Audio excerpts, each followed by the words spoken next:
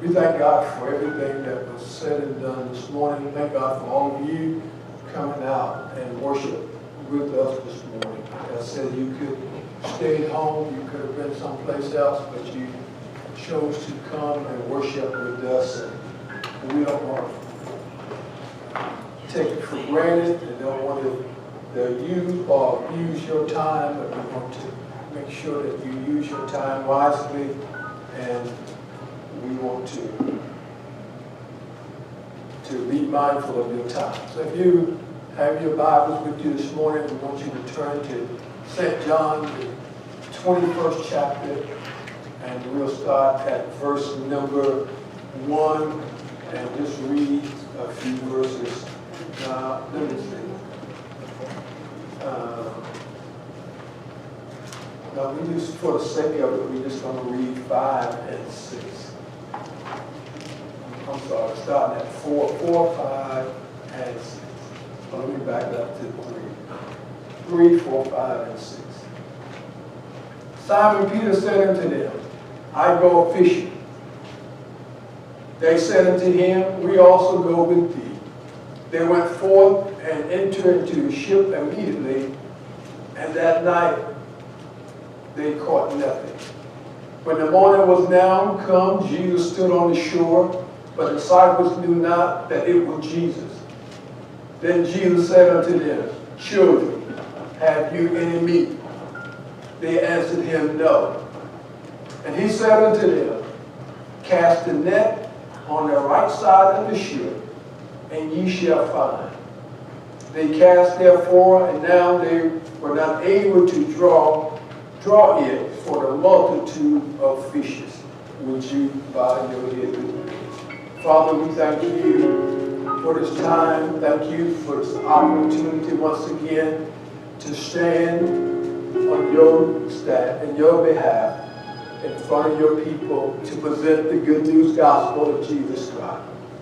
Prepare our hearts, Master. Prepare our minds and our soul. Blot out anything that will become a distraction. And God, help us to hear clearly, God, what you have to say. And after hearing your word, Master, God, help us to apply it to our heart. If we're not where we need to be, then we'll cry, I yield, what must I do to be saved? And Father, if you would do it today, we'll be careful to give you the praise, the glory, and the honor. It is in your name we pray. In Jesus' name, amen and amen. Our topic this morning is fishing on the right side. Fishing on the right side. Every Christian is called to go and to make disciples. We are called to be fishermen of men. Jesus asked the question to the disciples. He said, where are your fish? Do you have any food? The answer was no. But Jesus called all Christians to fish for people. But if we are trying to do this without the power of God, we will fish all night and not catch a single fish.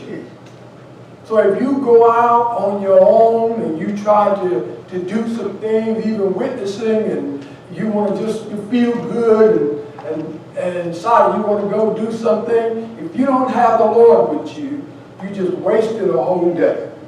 You wasted time. You won't catch anything.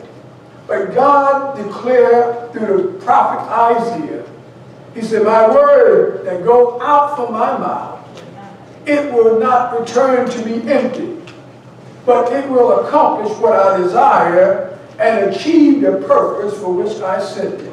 So whenever God gives you a word, whenever you speak a word from the Lord, and it goes out, the Bible says it will not return void. It will accomplish it. I think one passage of scripture, it says the word of God is just like the snow that's on the ground. It falls down and it goes down in the earth, goes to the ocean, and back up to God.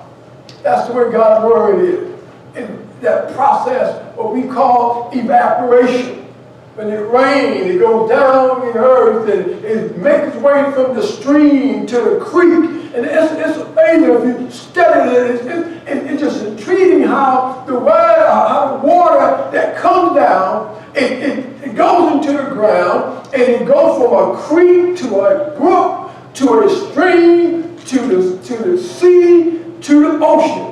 To the lake, to the ocean, and just move right back to the ocean. And when it gets to the ocean, it is evaporated back up into the cloud. That's the way the Word of God is. So there is no acceptable excuse for a church to die. Amen. There's no reason for a church to just die out. Amen. As long as the congregation obey the gospel, God will use His Word to save souls, to bring up new disciples, and to continue the nourishing of those who have been Christians for many years. So if we allow the Word of God to be preached and teach, and we accept the Word of God, apply it, we'll never die. Amen. And you as an individual, if you refuse it, you'll die. All right. But there's no reason why a church should die. Amen. And the purpose of God's Word is to save souls, is to teach, to rebuke, to correct, to train in righteousness, so that the person of God may be thoroughly furnished and equipped for every good work. So God got a system in place. I like see, sometimes you can go a place and then you say, do what you want to do. But that's not the way it is with God. You just can't do what you want to do with God. There is a system in place. And you, in order to serve God, you have to follow the rules. Amen. You can't make the rules up as you go. But the rules is already set. So I need to follow the rules. And a lot of times, you know how when we was kids and even now as adults, when we don't like the rule, we want to change the rule. All right. That's a bad rule. That we need to change it. You can't change the rule as you go. All right. God already got things set. And the only thing you have to do is just follow the rules of God. Amen. And if you follow the rules of God, you'll be successful. You'll live a happy life. You won't be mad and angry and upset. You'll live a peaceable life. Yeah. Jesus has been crucified. As we look in the text, this particular text in John, Jesus at this time, he's been crucified. But then he's been resurrected also. He died on the cross, they crucified him. He's been 3 days in the grave, and now John picked it up. Jesus has been resurrected. And he also he appeared to his men, to disciples, and to many men. But there was still some unfinished business. So, and basically Peter said to the other 6 disciples, he said, I don't know about you boys, but I'm going fishing. All right. Amen. So the Bible tells us that the other disciples, about 5 or 6 of them, said to Peter, if you're going fishing, we're going with you. All right. And see, sometime let me just keep reading. It seemed that after Jesus' death, they threw their life into a chaos. The disciples revert back to what they knew before Jesus died. And that was fishing. Amen. And if we're not careful, we can come to church. We can give our life to the Lord, and God will save us, and He change us and fill us, and we feel good, and we are shouting, and we just enjoying Jesus. But then all of a sudden we run into some problems, some trials, and some difficult time, and all of a sudden, if we're not careful, we'll revert back to the same thing that we used to do prior to getting saved. Amen. So this is what Peter did, and the disciples, they were fishermen. They knew how to fish. So Jesus, even after seeing Jesus, the Bible says He showed Himself to them. But one thing about Peter, see, when Peter had something in him,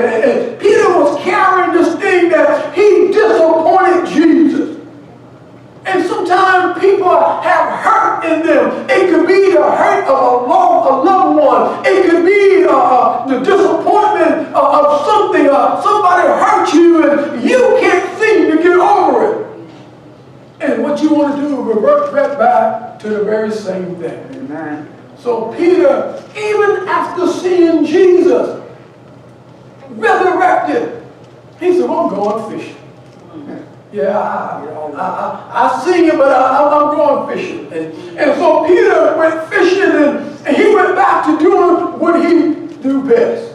And so he went with him, and see, sometimes you got to be careful how you follow folks. You don't know why and where they're going. You just join in. Hey, I'm hanging out with you. Be careful on how you hang out with folks and who you hang out with, because you don't know their story.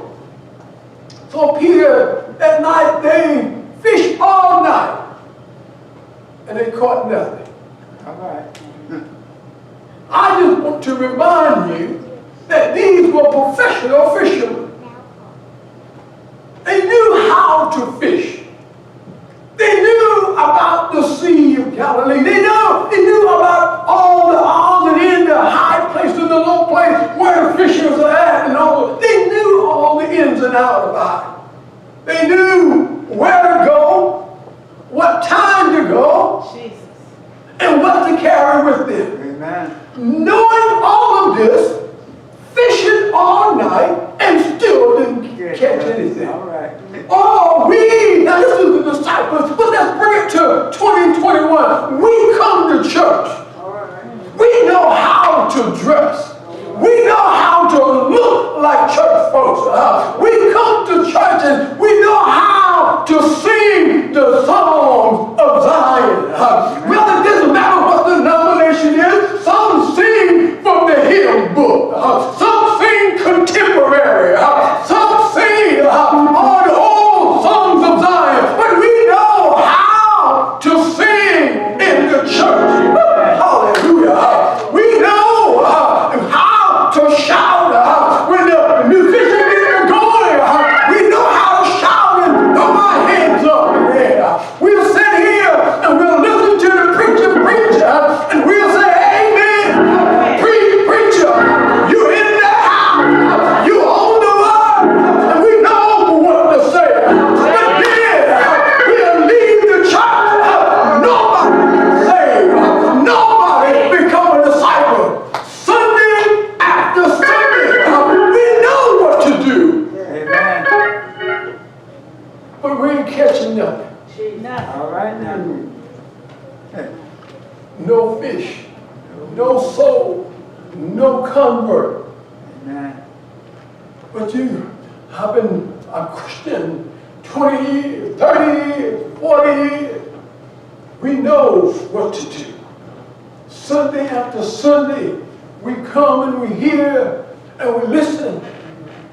But there is no changes. All right now. Jesus does what Jesus commonly did.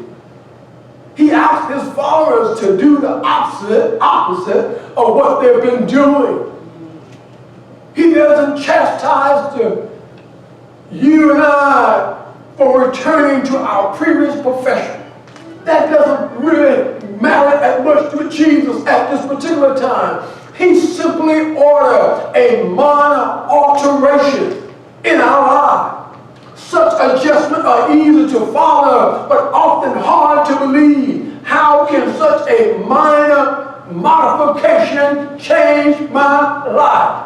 See, Jesus don't want you to just change your whole life, but he just wants you to modify your life. He wants you, I think Paul said, mortify your flesh. He's what he said. There's one little thing I want you to change. One little ways or habit that you have, I need to work on that. So Jesus, he saw these disciples now. They are professional fishermen. Amen. They fish all the time. They know how to fish. They know what to do. They know, like I said earlier, when and how to fish. But Jesus called out from the shore. And he said to them, have you caught anything last night? Go ahead. I know you've been all night, but have you caught any fish? And they said, no. They answered to Jesus, no. And he said now, He told them from the shore, Jesus is hollering. He said, cast your net on the right side of the ship. Go ahead. I want you to take notice now. Jesus didn't say, cast your net on the other side. He said, cast your net on the right side. Hallelujah. I know some of you Bible scholars are thinking, but in Luke, when Jesus got Peter boat, I believe this is another incident, another miracle. But in the book of Luke recorded, I think in the 5th chapter, when Jesus borrowed Peter's boat, and he told Peter to push it off the water, off the shore into the water. And after Jesus was preaching in Peter's boat, then Jesus told Peter to launch out. Hallelujah. So he said, launch out into the deep. When Peter launched out into the deep, matter of fact, Peter told Jesus the same thing. A professional fisherman. Peter said, man, we've been fishing all night. Hallelujah. And we're here in the daytime. We are mending our net. We've been fishing all night and we didn't caught anything. And you want us to go back out in the daytime and to fish? But Peter says, nevertheless, we'll do it. And the Bible said he threw out the net. And then the fish just stopped jumping in. It had so many fish they had to call the partners to come. This was the first time. And Jesus told them, said, now I want you to be fishermen of men. Follow me and I'll make you fishermen of men. So this particular time, Jesus was dead, resurrected, shown himself to Peter, but still wasn't enough. Peter went back to fishing because he felt comfortable doing it.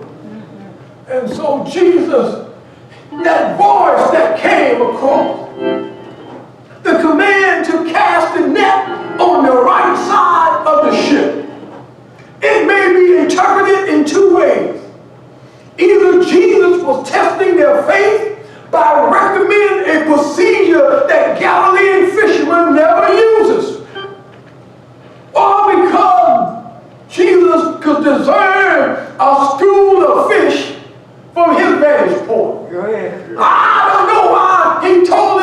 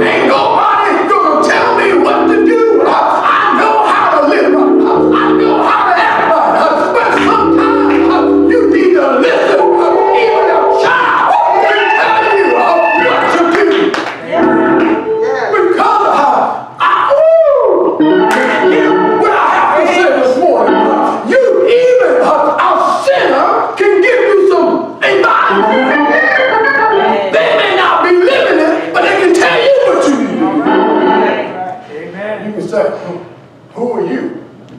You gonna tell me what to do? You ain't doing nothing. But if you would take the time and listen, Amen. That's right. you would listen to people. That's right, Bishop. See, these disciples, they could have said, man, we've been fishing all night. This is what I do. This is who I am. I'm a fisherman. And you want me to take advice from somebody on the shore hollering at me in the daytime? All right. Woo! In the daytime. Now the Bible says he was early in the morning. They've been fishing all night because that's what they would do. Fish when they fish at night. Amen. They sleep during the day. Fix nets during the day. And this man hollering at me from the shore, telling me to cast my net on the right side. We don't throw nets on the right side. We ain't never threw no net on the right side. We ain't never caught no fish on the right side. Isn't that sound like some of us? We ain't never done it this way. You know what is the one phrase, the main phrase that kill a church? Is we ain't never done it this way before. That killed any church. Preacher said, well, let's go this way. Well, preacher, we ain't never done it this way before. Let's go out and witness. We ain't never done it this way before. Every time something come up, we ain't never. You want to do it the way you would do it. All right. Bishop, you better. I remember Bishop Fox, he said something to me. He said, I don't know if it was to me particular, but he said there was a preacher at church, and the members said, oh, we got to get rid of this preacher. He ain't doing this, he ain't doing that, he ain't doing this, and all the things he's doing, all these things wrong, and we got to get rid of him. And so they got rid of the preacher. The new young preacher came in and started going a different way, and he said, hey, preacher, you ain't doing like our old preacher did. See, our old preacher did this and that. Now, the same one you already got rid of him, but now you want the young one to do what the old one did. That's like some people. See, you never can satisfy them, but the disciples, for some reason, I don't know, the text doesn't let us know in on it, but maybe that voice, hallelujah, that distinct voice from heaven, hallelujah, when Jesus called you, you got to stop and listen to that voice.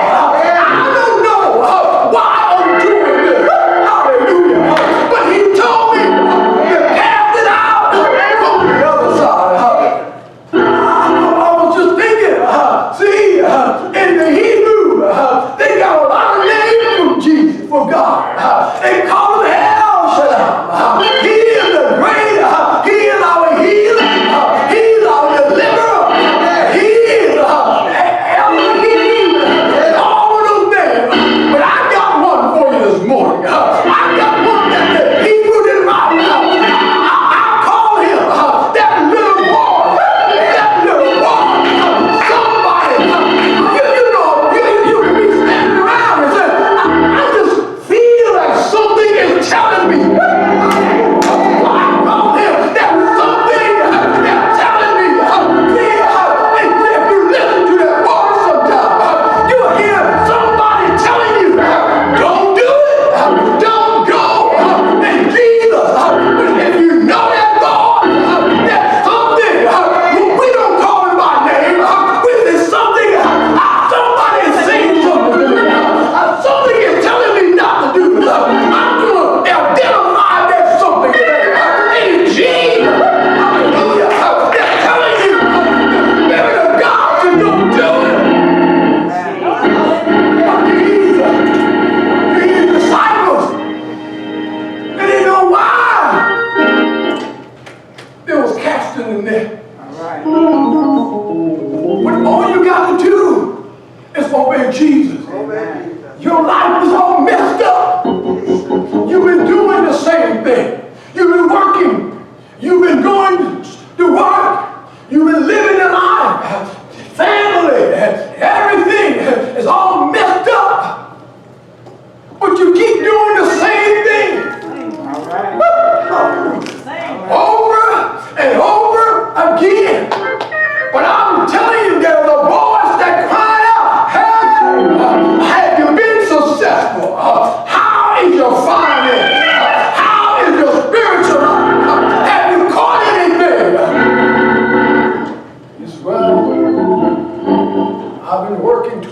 years, 20 years, 30 years. And I've been working this job and, you know, same old, same old. All right. Woo! I want to tell you this morning, cashing in on the right side. All right. Hallelujah. Jesus is the command of Christ may cause us to do some unusual things. Amen. Disciples' net was usually let down on the left side. But Jesus may be speaking to you this morning. Tell you, get up and come to me. Get up. Get your life right. Amen. Get up from where you are. And you say, well, that preacher ain't talking to me. He's not talking to me. But if you're on the left side, if you're used to doing something, and see, that's where we are in the church because we are so used to doing things.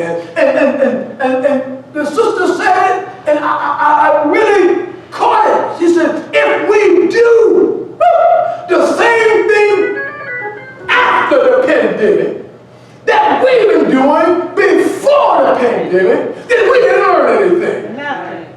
And if we're not careful, everybody will go right back to doing things the same way. We come to church, we used to sing, see, preacher, we got to get things back in order. This time is set aside for this particular program and that particular program. But I believe, I don't know why, but I believe this pandemic ain't want us to change some things. Get away from the program. Get away from the hymn book. Get away from the method that we used to doing things. Get away from the program and get back to Jesus. He's calling. Hallelujah. He's calling. Hallelujah. Go to the right side. See, some of us have a problem moving, changing. We always gonna do this. I don't feel it. I've been to church. If the choir don't sing before the preacher. See, we got to have certain things. But I'm like the disciples. I think the Bible says John told Peter, that sound like Jesus. If you're close enough, you can recognize the Lord. I can't see him. I don't know where he's at. But I hear him calling my name. Jesus. Hallelujah. But if we're not careful, it's our forward and no more. We have that mentality. We just want to come to church, get what I can get, and go home. But we got to change something. Yes. Do some unusual thing. Jesus told him to cast it on the right side. I'm so glad he didn't say just cast the net. Inside. He said cast it on the right side. Amen. If we cast it on the right side, perhaps we can get some result. Amen. One thing I like about the disciples in this text, they didn't argue with Jesus. They didn't argue with the man on the shore. See, if you are all messed up, it don't matter who's telling you. I said, well, that's a jackleg preacher. If the jackleg preacher telling the truth, then listen to him. That's right. Amen. That's right. It don't matter if the truth. That's right. Well, he telling me what to do. Don't worry about his life. Don't worry about my life. Only thing you need to do is listen to the word of God. If I'm giving you the truth, if you follow the truth, if you follow the Bible, I may be lost, but you are in right relationship with God. But the problem is, we are looking at who is giving the message versus the message. Amen. That's it. Amen. Well, Right. they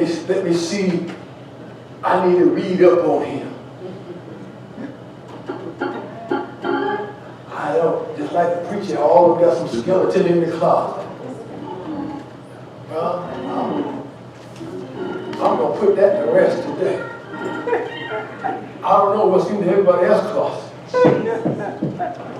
Woo! I can't talk about this one, that one closet. But if you look in my closet, you won't see nothing but what's supposed to be in there. Shoes and clothes. Ain't no skeleton in it. Go ahead. Matter of fact, I even told them, and I told the builder, we laughed and joking. He said, oh, you're in the doghouse. I don't have no skeleton in my closet, and I don't have no doghouse. Because when he built it, I make sure he ain't built no dog. If we need to get a dog house, we get a dog pen, but he ain't building no. I built it myself with a dog, but I'm not having no dog house. I have no skeleton in my closet because I'm with God. Amen. And if I'm with God, there is no issue. Or you can look up, down, upside down, there is no issue, but because if we are in relationship with God, you'll be able to hear his voice. Amen. John said, that sounds like Jesus. And when John said, that sounds like Jesus, Peter, hallelujah, this light bulb went off in his head. So he said, he told me the first time, and I caught a bunch of fish. And here again, he gave us direction the second time, and I'm catching fish again. The Bible said Peter put on his clothes. He couldn't wait until the boat got to land. He jumped in the water. Hallelujah. We need to get in a hurry. We need to do like Peter. I need to get to Jesus. I need to get to him. Peter jumped in the boat. He jumped in the water. And he swam to land. And he got to Jesus. And the Bible says the others came on. We need to get in a hurry to get to Jesus. He can change your life. He can change your situation. Amen. He can change things. But you can't go with the status quo. You can't go with we used to do it this way. You can't go with the Methodists do it this way. The Baptists do it this way. The Church of God do it this way. The Church of God in Christ do it this way. The Church of God of Christ. The Church of God of prophecy. I'm telling you this morning, I want to do it God. Whatever we can do. Ain't no matter. I can go in the Baptist church and do it God's way. The Methodist church is number one way. It's God's way.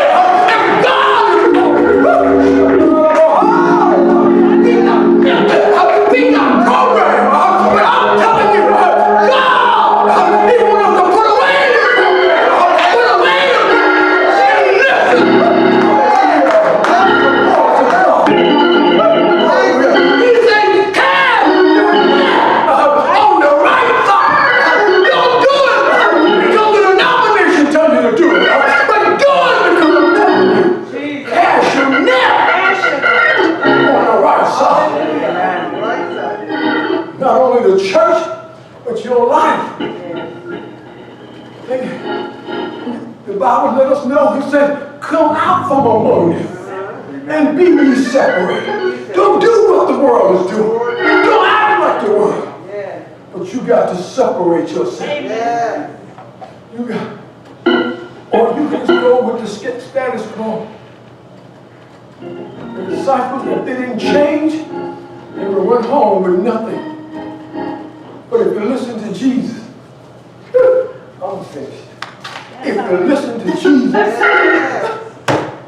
if you listen to Jesus, not only He'll give you abundance, more than enough. The Bible says He will give us more than we can ever ask or think. Abundance. He'll put more in your basket. He'll put more in your paycheck. He'll put more. I'm talking about when you listen to Jesus, cast your net on the right side. He'll bless you going. He'll bless you coming. And not only that,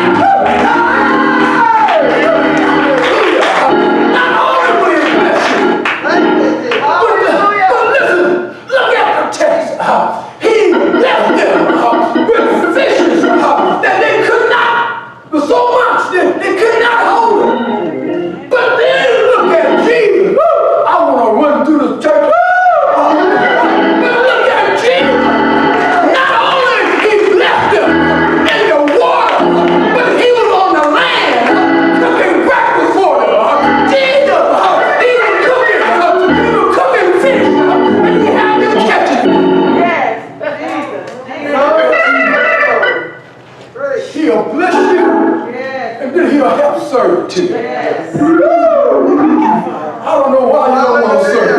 I don't know why you don't serve God. He, Bless your name, God. brother, He had them show them where the fish was at. Jesus is such a, we call on the street, he's a bad man.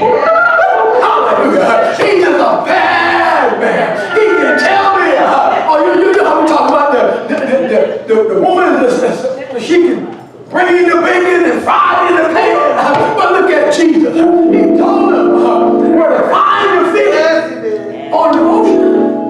And he already had some fish cooking on the ship. When he got there, see, Peter got there so quick. When he got there, Jesus told him, but bring the fish. And the Bible said, getting the count of 150 plus, and the other disciples coming. Jesus was sitting there cooking fish, had a fish fry. That's all right. Broke bread, fed them fish and bread. Woo, I gotta go. But I'm gonna tell you country folk, I mean you city folk, like my daddy used to tell me.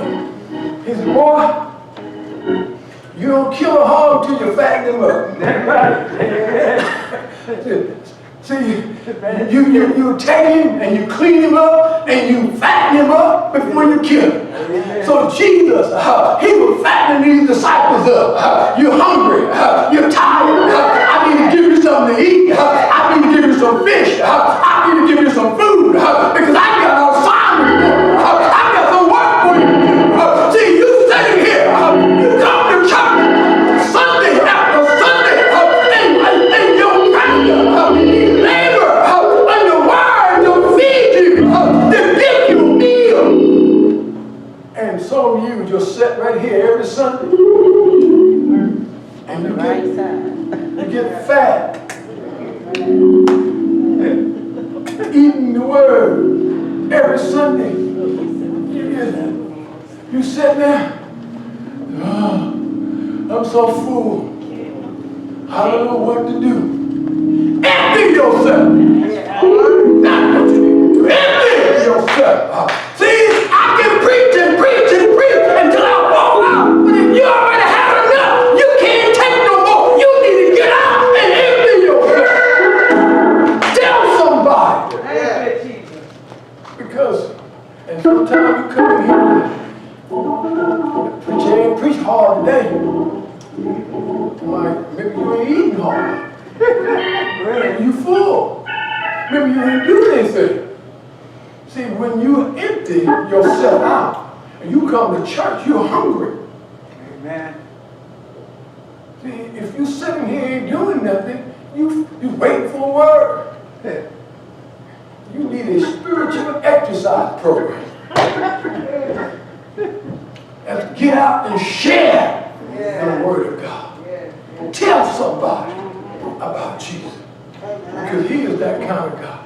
He told Peter, he said, Peter, after he got through eating, he said, feed my sheep, feed my lamb. Told him 3 times. And I'm going to end on this one.